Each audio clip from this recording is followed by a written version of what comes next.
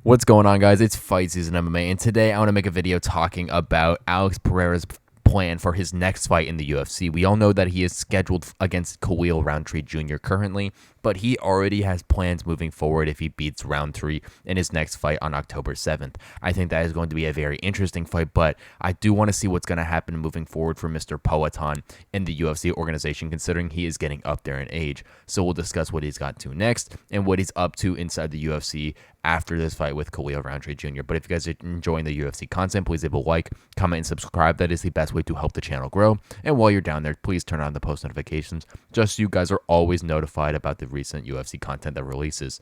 Without further ado, let's jump right into the video talking about Alex Pereira's plan in the UFC after he beats Khalil Roundtree Jr. Okay, so as we all know, Alex Pereira is fighting Khalil Roundtree Jr. on August 7th of 2024 in a light heavyweight bout scheduled for Salt Lake City, Utah. But Alex Pereira has already laid out plans after beating someone like Khalil Roundtree Jr. if he's able to do so on that night. It is then known that Alex Pereira wants to go down and fight Dricus Du Plessis in the middleweight division, which is something that a lot of people are against seeing him because he has to cut so much weight. But Alex Pereira is very adamant about going and beating Dricus Du Plessis. Now, I think that this is going to be something that is super evident. It's going to be evident because of Alex Pereira's want to beat Israel Adesanya. We know Sean Strickland beat Izzy, but prior to that happening, Pereira beat Strickland. And so I want to believe that Alex Pereira wants to fight Dricus Du Plessis to say that he is the greatest middleweight currently in the organization, even though he's in the light heavyweight division.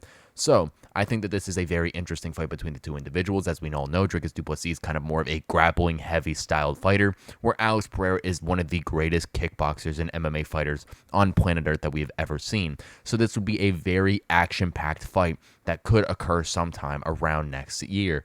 But how does that put into the play of Alex Pereira winning this fight and possibly a quick turnaround? Now, I do believe that a fight with Khalil Roundtree Jr. is going to be a very quick fight with one individual getting knocked out, considering that Khalil Roundtree Jr. swings for the fences, and Alex Pereira is one of the hardest hitting individuals the UFC has in currently. They did a little cube punching machine that originally Francis Ngannou held the record, but Alex Pereira broke the Ngannou record by a considerable margin, which was absolutely crazy to see at like 191,000 score. If you haven't seen that video, just go check it out on YouTube or something like that. Alex Pereira cube punching score. But Alex Pereira is one of the hardest punching individuals in the UFC division, or in the UFC currently right now.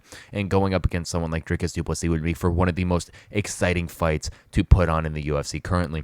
Dricus Du Plessis, as I kind of pointed out, has a very awkward style, and he just finds a way to win fights. And that's kind of my favorite fighters, is just fighters who you put into a situation, no matter the matchup, no matter how bad stylistically it could be, no matter the situations they put themselves in, or no matter the other circumstances that are going on within the fight, they find a win to win. And that is 100% the way Dricus Du Plessis fights.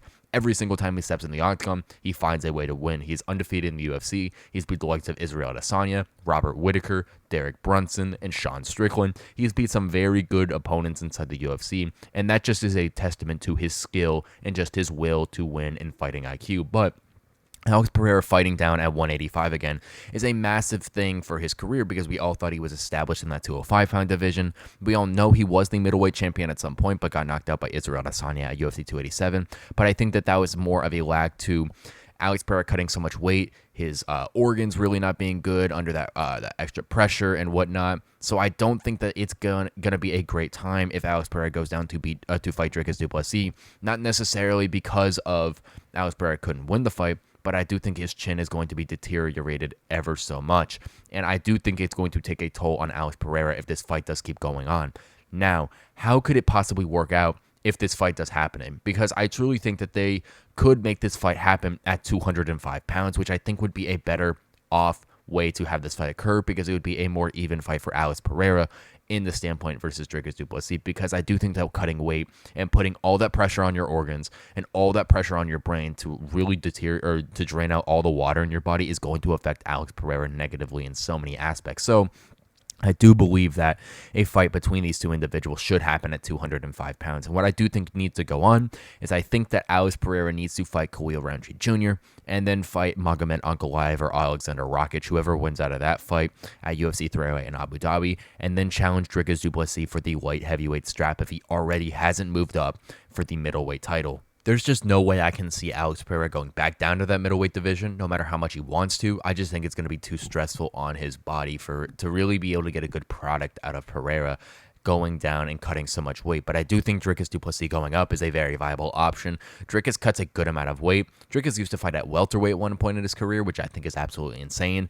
But Dricus is a pretty big middleweight. I think going up could benefit him as well. But I think that this fight occurring, going up to light heavyweight or being staged at a catchweight bout would really benefit Pereira rather than benefit Dricus in any standpoint because of that weight cut. So I do think that this would be one of the most fun fights to happen. I think these two individuals are chirping back and forth with one another. They want to fight. They want to see who's the best fighter on the planet. And skill for skill, power for power, grappling for grappling, and whatever not you want to put inside the UFC to make this fight happen is one of the most exciting fights you could have.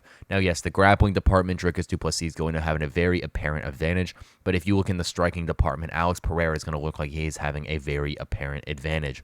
So I truly think that this is one of the most exciting fights that you could put on inside the UFC. Alex Pereira's plan is to go down and capture the 185 title again, which is something crazy considering he moved up to 205. He kind of bulked up for 205. He's been looking bigger and bigger and bigger in each one of his fights that he's been taking.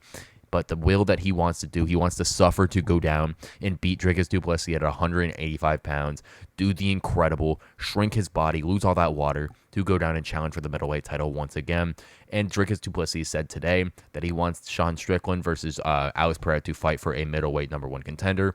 I don't see Alex Pereira fighting at middleweight if it's not for the belt anytime soon. It just doesn't make sense for Pereira to cut the weight more than once, considering that his body, he's just absolutely massive, and it just isn't plausible for him to cut more than once. But Dricus Du Plessis, Alex Pereira is the next step for Alex Pereira after possibly beating Khalil Roundtree Jr. Now he's got to focus on this fight with Khalil. Khalil's a great fighter. He might not have the ranking next to his name, but that Muay Thai style, that power, that speed that he possesses is going to be something that is very hard for Pereira to deal with. Now I do think Pereira is going to win pretty easily, but I do think for the time that it is on the feet, I do think that Khalil Roundtree Jr. is going to have some success against someone like Alex Pereira. But that is such an exciting fight.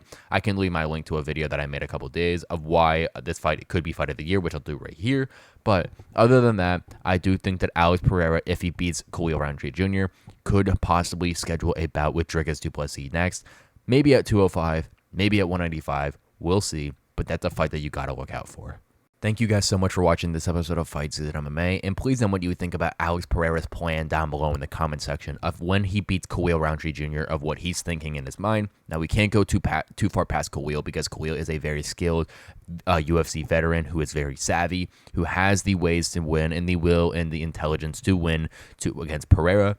But Pereira thinks he's just a better kickboxer. He then wants to go down and challenge against Dricus Du Plessis for the UFC middleweight title in one of the most savage moves I have ever seen inside the UFC. You got a champion who's moved up in weight class, he's moved on, but he wants to go down one more time to show everyone who is boss in that middleweight division. But thank you guys so much for watching this episode of Fight Season MMA, and please leave a like, comment, and subscribe if you guys enjoy the UFC content. And while you're down there, please turn on the post notifications just so you guys are always notified when UFC content releases. But thank you guys so much for watching Fight Season MMA, and I will catch you guys very soon with more UFC content and news being uploaded daily.